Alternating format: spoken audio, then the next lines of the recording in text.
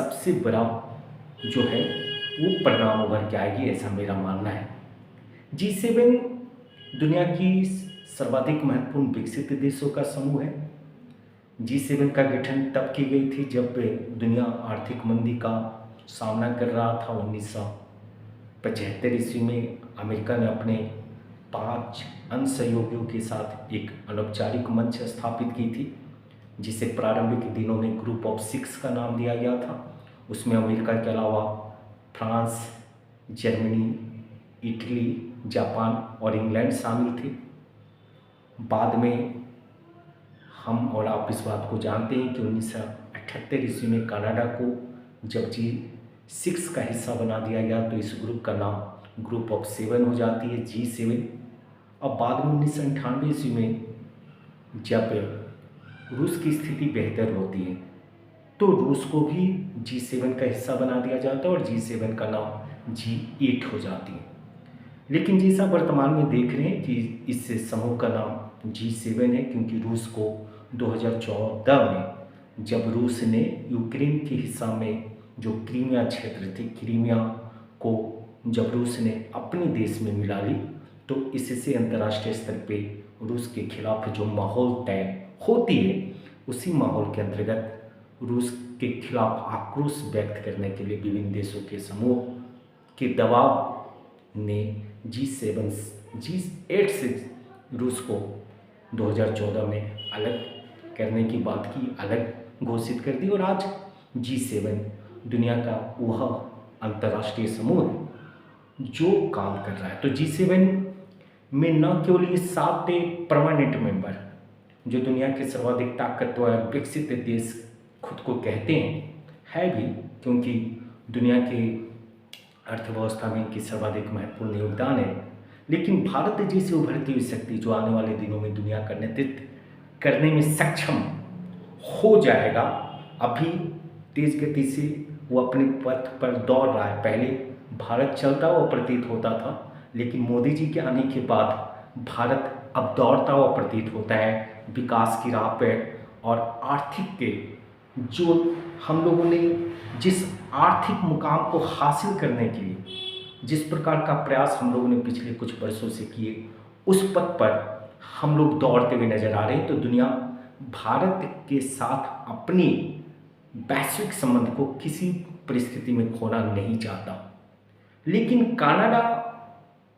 क्योंकि 2025 में आयोजित होने वाली G7 का मेजबान देश है और ये G7 का 51वां सम्मेलन होने जा रही है। इसके पूर्व 50वीं जो सम्मेलन थी उसमें मोदी जी ने न केवल पार्टिसिपेट की थी, बल्कि मोदी जी ने अंतर्राष्ट्रीय समूह के साथ वैश्विक स्तर पे जिस प्रकार की साझा रणनीति पर काम करने की वकालत की थी, वो संपूर्ण दुनिया को ये संदेश देने में सक्षम हो गया था कि अब भारत को किसी भी मंच से अलग करना दुनिया का नुकसान का कारण होगा, न कि भारत के। तो G7 की मेजबान देश कनाडा, और कनाडा में जस्टिन ट्रूडो जब प्रधानमंत्री थे, आप और हम इस बात को जानते हैं कि जस्टिन ट्रूडो के प्रधानमंत्रित्व काल में भारत का संबंध कनाडा से काफ़ी खराब होता चला गया, क्योंकि कनाडा वो भूमि है और जस्टिन ट्रूडो की अनुभवहीनता, भारत की शक्ति को वह पूर्ण रूप से समझ नहीं पाए कि दुनिया का अब बड़ा खिलाड़ी पिछले कुछ सालों में बनकर उभर चुका है भारत। दुनिया के अन्य देश इस बात को पूर्ण रूप से समझते आ रहे हैं, लेकिन कनाडा ने जो गलती की, और कनाडा के प्रधानमंत्री होने के नाते जस्टिन ट्रूडो को ये समझना चाहिए कि भारत दुनिया भर के आतंकवाद को समाप्त करने के लिए प्रयासरत है, तो वह कोई ऐसी आतंकवादी गतिविधि में शामिल नहीं होगा जिससे किसी देश की लोकतांत्रिक या संप्रभुता पर आ जाए। कनाडा में हरदीप सिंह निज्जर जैसे आतंकवादी की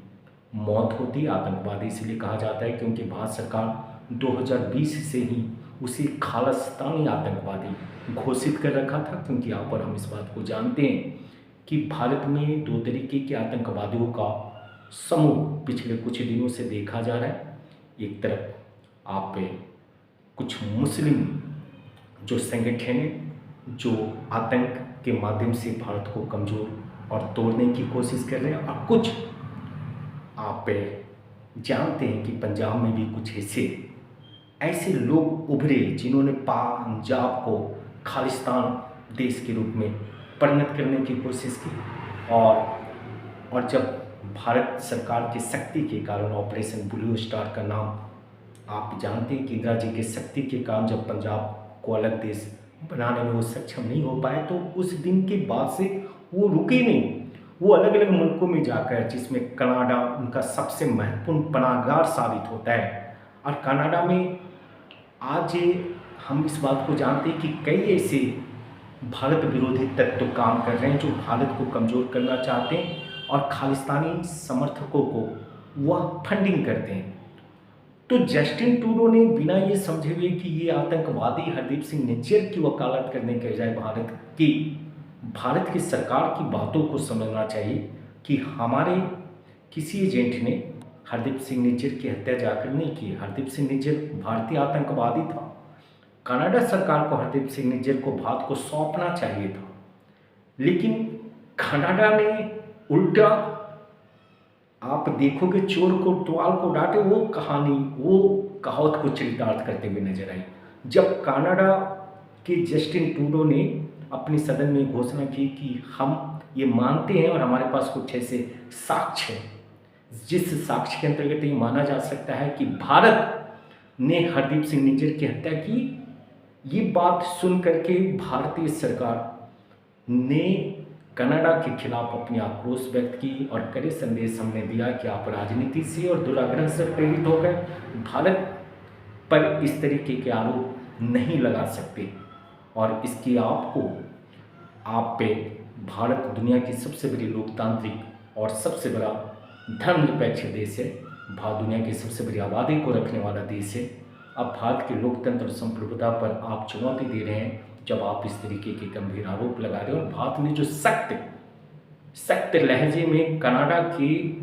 द्वारा दिखाए जाने वाले पूर्वाग्रह को चेतावनी स्वरूप जब कनाडा को आगाह किया, तो दिन प्रतिदिन कनाडाई सरकार और भारत के बीच में दूरियां बढ़ती चली गई। मार्क कार्नी अब कनाडा के प्रधानमंत्री बन चुके हैं। मार्क कार्नी भारत की बढ़ती हुई शक्ति को महसूस करते हैं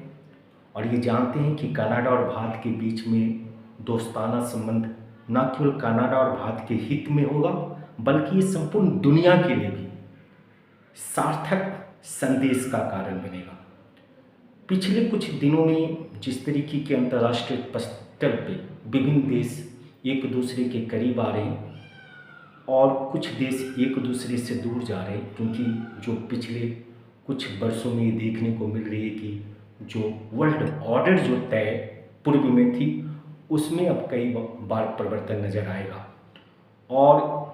कनाडा जो अमेरिका के पहले सबसे करीबी दोस्तों में था, लेकिन डोनाल्ड ट्रंप का ये कहना कि कनाडा को अमेरिका का 51वां राज्य घोषित हो जानी चाहिए, ये कनाडा की संप्रभुता के लिए बहुत ही गंभीर संकेत थी। या आप पे एक संप्रभु मुल्क के, अगर एक संप्रभु मुल्क के ऊपर एक संप्रभु देश का शासक ये कहता हुआ पूरी दुनिया को संदेश दे कि हम ये चाहते हैं कि कनाडा 51वां राज्य बन जाए यूएसए का, जिससे उसकी सुरक्षा, उसकी आर्थिक समृद्धि अमेरिका की रिस्पॉन्सिबिलिटी हो जाएगी, तो ये कनाडाई नागरिक के लिए एक अपमान का कारण बनता है। तो आज अमेरिका कनाडा के साथ उस तरीके के संबंध में नहीं है जिस तरीके का संबंध भारत और रसिया के बीच में पिछले कुछ दिनों से नहीं। रसिया और भारत का जो संबंध पिछले कुछ वर्षों में था, ये ऑपरेशन सिंदूर के दौरान हम लोगों ने कमज़ोर होते हुए स्थिति का भी महसूस किया है। हम इस बात पर जोर देना चाहते हैं कि मार्क कार्नी ये महसूस कर चुके हैं कि अगर अंतर्राष्ट्रीय स्तर पे अपने मुल्क को बेहतर बनाना है तो भारत जैसे शक्ति से पंगा लिया जाना किसी परिस्थिति में उचित नहीं होगा। और आज कनाडाई मार्क कार्नी इस बात का प्रयास कर रहे हैं कि G7 समिट के दौरान भारत के साथ द्विपक्षीय संबंध को न केवल आगे बढ़ाने की कोशिश की जाए, बल्कि भारत की बढ़ती हुई आर्थिक शक्ति के साथ कनाडा को भी और बेहतर तरीके से सामंजस्य किया जा सके। आप जानते हैं कि कनाडा दुनिया की 9वीं सबसे बड़ी आर्थिक के संपन्न देश है। अगर आप दुनिया की 10 आर्थिक संपन्न देशों में देखेंगे तो आप अगर पहले नंबर पे अमेरिका, दूसरा चाइना, तीसरे आप जर्मनी, चौथे नंबर पे भारत, पाँचवें नंबर पे जापान, छठे नंबर पे इंग्लैंड, सातवें नंबर पे फ्रांस, आठवें नंबर पे इटली, 9वें नंबर पे कनाडा और 10वें नंबर पे ब्राज़ील को जानते हैं। ब्राज़ील तो ये कनाडा की कुल जो जनसंख्या है वो जनसंख्या है 3 करोड़ से ज़्यादा। उस 3 करोड़ की जनसंख्या में लगभग 30 लाख भारतीय हैं। तो कनाडा को भारतीय शक्ति का एहसास है। जिस मुल्क की 10% पॉपुलेशन भारतीय प्रवासियों से सुसज्जित हो, वो मुल्क अगर भारत को आंख दिखाने की कोशिश कर रहा है तो उस मुल्क को नुकसान होगी। ये मार्क करनी इस बात को समझते हैं, इसीलिए G7 में ऐसी उम्मीद की जा रही है कि मोदी का संदेश दुनिया के अन्य देशों के साथ होगी ही, लेकिन भारत और कनाडा के बिगड़े हुए रिश्ते में पूर्व से जो